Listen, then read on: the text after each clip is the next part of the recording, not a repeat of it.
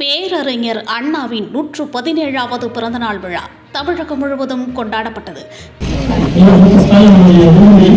தமிழ்நாட்டை கலக்கி விடமாட்டேன். தமிழ்நாட்டின் நாடாளுமன்ற உறுப்பினர்களின் வீராச்சாரத்தை குறைக்கும் நியாயமற்ற தொகுதி முன்வரைக்கு எதிராக போராடுவேன். தமிழ்நாட்டை கலக்கி விடமாட்டேன் என உறுதியேற்கிறேன். நான் வாக்காளர் பட்டியல் மோசடி மூலம் தமிழ்நாட்டு மக்களின் வாக்குரிமை பறிக்கும் SIR-க்கு எதிராக நிற்பேன். தமிழ்நாட்டை கலக்கி விடமாட்டேன் என உறுதியேற்கிறேன். நான் மற்றும் இளைஞர்களை முடக்கும் எந்த ஒரு திட்டத்தையும் எதிர்த்து நிற்பேன். நம் மாணவர்களுக்கு கல்வி நிதிக்காக போராடுவேன். ஒருபோதும் தமிழ்நாட்டை கலைஞரிய விடமாட்டேன் என உறுதியேற்கிறேன். நான் தமிழ் மொழி பண்பாடு மற்றும் பெருமைக்கு எதிரான எந்த ஒரு பாகுபாட்டையும் எதிர்த்து போராடுவேன்.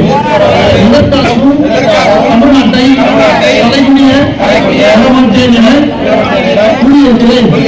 நான் பெண்கள், விவசாயிகள், மீனவர்கள், நெசவாளர்கள், தொழிலாளர்கள் என ஒவ்வொரு உழைக்கும் வர்க்கத்தின் நலன்களையும் பாதுகாக்க தேவையான நீதிக்காக போராடுவேன். தமிழ்நாட்டை கலைஞரிய விடமாட்டேன் என உறுதியேற்கிறேன்.